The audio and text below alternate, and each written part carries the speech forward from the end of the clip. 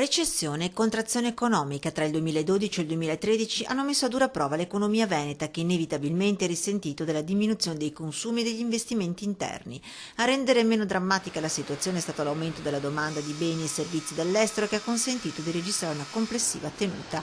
Dunque il Veneto resiste in un paese Italia in difficoltà. Questo quadro in sintesi è emerso dall'annuale rapporto della Banca d'Italia, una crisi della quale ancora però non si vede la fine. Sicuramente il momento è critico, nel senso che abbiamo visto il 2012 perdita di PIL, per il 2013 le previsioni sono quasi altrettanto negative, quindi sicuramente è necessario, mi pare che sia stato detto più volte, un colpo di reni per intraprendere con decisione una strada. I settori più in difficoltà, rivela il rapporto di Banca d'Italia, sono il manifatturiero, con un calo ulteriore degli investimenti per il 2013, e il settore immobiliare, con un calo per il sesto anno dei volumi produttivi, elevati livelli di invenduto e una situazione finanziaria problematica. In sofferenza anche il terziario, il commercio in particolare. Per il presidente degli industriali veneti Roberto Zuccato bisogna puntare sull'Italian Style e sul manifatturiero, risorsa anche territoriale del paese. Ben venga il decreto del fare del governo Letta, ma per la ripresa ci vuole altro.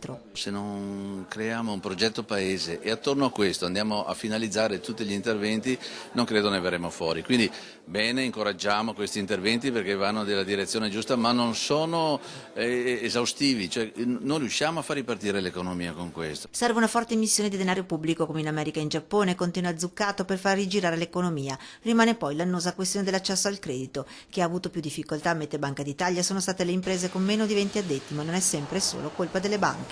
Purtroppo un problema di scarsità di domanda, perché la domanda di credito poi viene dagli investimenti e gli investimenti purtroppo sono in calo, e la domanda di credito viene dalla necessità di capitale circolante, e anche quella, la crisi dei consumi, la riduce.